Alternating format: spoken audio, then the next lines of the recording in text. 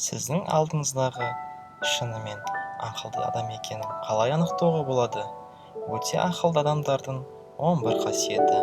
Олар сізге сұрақтар қойып, көбірек тыңдайды.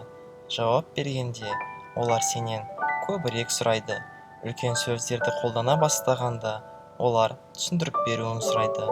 Олар сенің айтқаныңды түсіне алмаса, оларға түсіндіріп беруіңді сұрайды. Қызықты бірдеме айтып жатсаң, дәптерлеріне жазып, түртіп алады. Бұл адамдар табиғи түрде ақылды емес, олар жақсырақ үйренеді. Бұл олардың ақылды етеді. Олар қаншалықты білмейтінін түсінеді. Ең ақылды адамдар белгілі бір ұғыммен таныс емес екенін мойындау мүмкін. Ақылды адамдар білмейтін деп айтуды қорықпайды.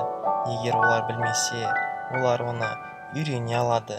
Сіз қаншалықты ақылды болсаңыз, соғұрлым танымды қабілеттеріңіз жоғары бағалайды. Мысалы, бір экспериментте тесттен ең төмен балл алған оқушыларды дұрыс жауап берген сұрақтардың санын асыра бағалап, дерлік 50%-ға, ал ең жоғарғы ұпай жинағандар қанша сұраққа дұрыс жауап бергені шамалы бағалады. Ақылды адамдар сөйлемейді. Ең бастысы, олар не туралы сөйлеспеу керектігін біледі.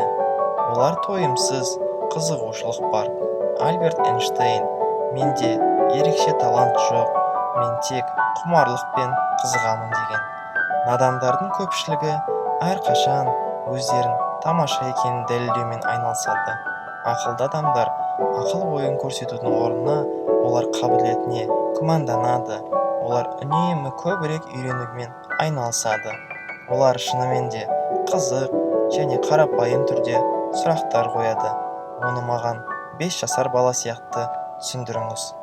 Олар ашық, ақылды адамдар жаңа идеялар мен мүмкіндіктерге өздерін жауап тастамайды.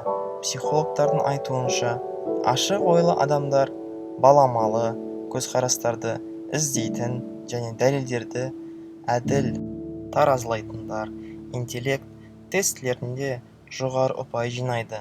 Сонымен қатар, ақылды адамдар идеялар мен көзқарастарды таңдауда мұқият.